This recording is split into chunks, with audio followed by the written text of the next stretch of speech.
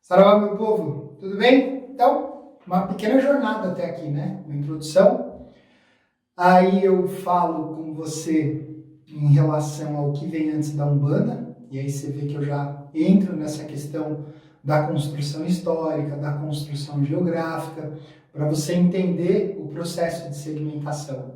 A gente não pode continuar definindo um aspecto tão amplo de trabalho quanto a Umbanda num único marco, né, que é a questão do 15 de novembro na figura do Zélio. Eu tenho essa referência como ok, mas não como única, porque existe muita coisa, existe muita cultura, existe todo um padrão dentro dessas culturas, e nós vamos o tempo inteiro pincelando.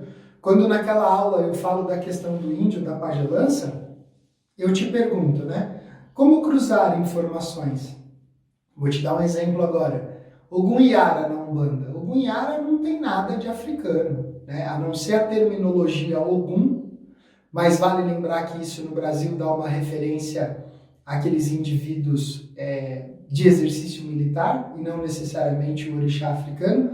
Ogum Yara. Yara vai comunicar totalmente com a pagelança, dentro dos mitos regionais, dentro dos mitos geográficos. Então, essas pontes, elas precisam ser feitas. A hora que chegar em orixá, a gente vai aquecer a cachola mais com isso. E aí vem a pergunta, né? O que é Umbanda? Café? Então, eu consigo entender que a Umbanda, ela é um conglomerado de espíritos e culturas. E que ela não deveria ser pontuada só por um único fator histórico, e sim por diversos. É claro que alguns de sopetão vão responder: Umbanda é a manifestação do espírito para a fé, amor e caridade. Gente, isso virou tão clichê. Isso já virou um tiro no pé para algumas pessoas. Que pessoas? As que estão sacrificando a sua saúde para fazer isso. As pessoas que estão, de certa forma, tendo problemas financeiros para fazer isso. Em tempos de Covid, quantos terreiros fecharam? Quantos terreiros, aqueles que ainda conseguiam receber uma mensalidade de médiuns, pararam de receber? E a Umbanda por si só, ela não criou uma visão administrativa, uma visão gestora para lidar com isso. E tudo em cima de uma bandeira: fé, amor e caridade, fé, amor e caridade. Ou seja, um sacrifício, muitas vezes feito acima daquilo que você consegue. Então, esse é o momento, se vamos fazer práticas em casa, você precisa estar com a cabeça limpa, o corpo aberto, com a mente aberta, o coração aberto, mas você deve estar despido de coisas, situações que você vem ali repetindo, pontuando, batendo em cima. Esse é o momento, é uma oportunidade. Você vai ver que ao entrar, não é uma linha de convencimento que eu estou querendo criar, é uma linha de estudo. E é uma linha de estudo que não vai defender uma doutrina, uma bandeira ou um tipo de umbanda. Eu estou falando assim: olha, é o seguinte, a gente vai praticar em casa. Só que para isso você vai ter que debruçar em cima da história, em cima da geografia, e você vai ter que debruçar em cima da teologia, da cosmogonia de outras culturas.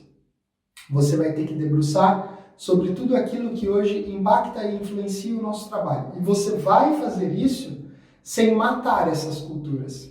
Você vai fazer isso sem querer embranquecer essas culturas, principalmente aquelas que vêm da origem afro.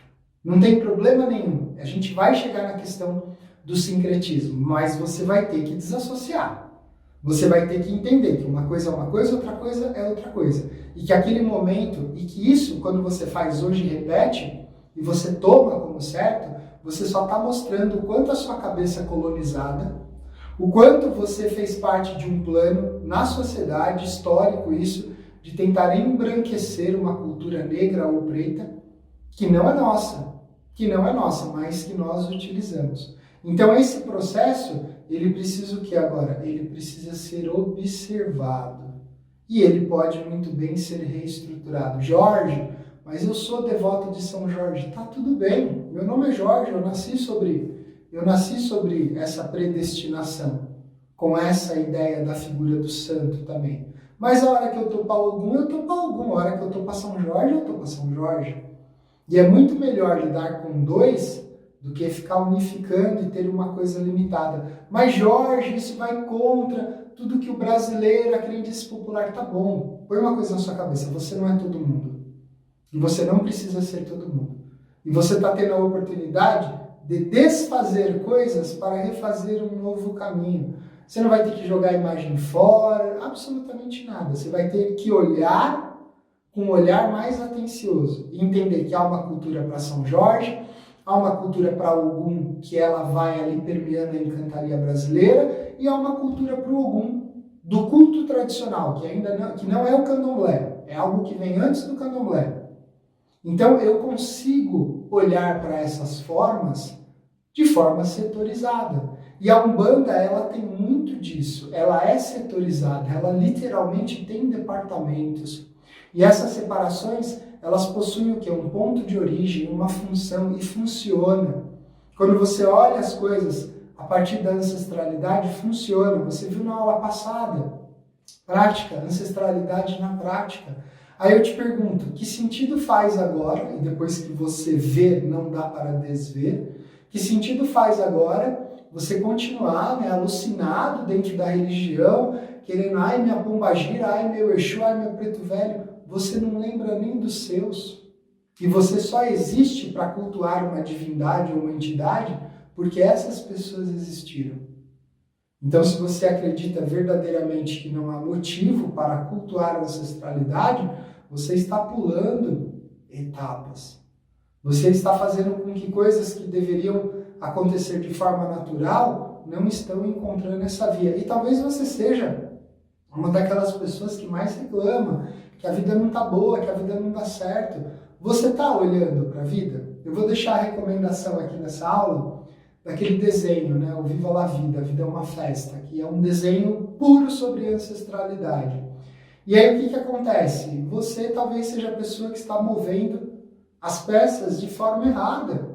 E as coisas não estão encaixando, e você continua, né? Eu quero ser um super médium, eu quero ser a pessoa que sabe quem é o preto velho, quem é isso, que é aquilo.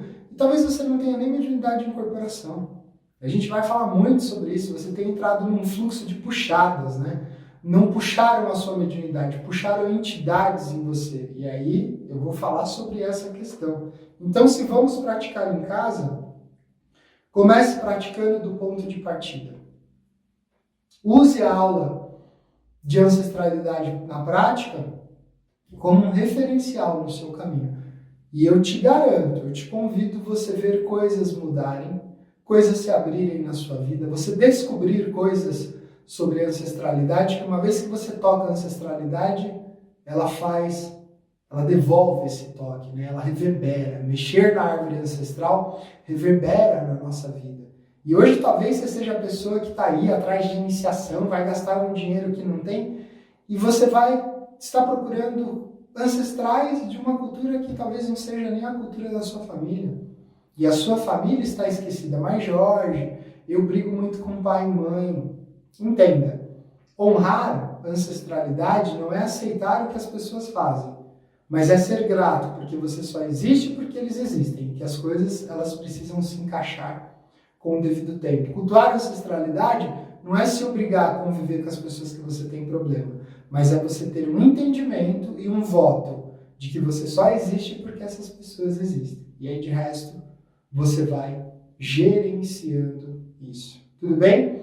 Aproveite o caminho, e eu recomendo, volte nas aulas anteriores, porque daqui para frente a gente vai entrar no cunho de mediunidade, trabalhos internos, vou falar sobre orixá, entidades, vou falar uma série de coisas, mas sem ancestralidade tudo isso vai ser mais uma folha seca aí ventando na sua vida. Umbanda é trabalho, Umbanda é pé no chão, Umbanda é clareza. E Umbanda, antes de ser fé, amor e caridade para o outro, precisa ser tudo isso para você, dentro da sua casa, para os seus. Se você não consegue lembrar dos seus, quem será você querendo fazer algo pelos outros? Saravá.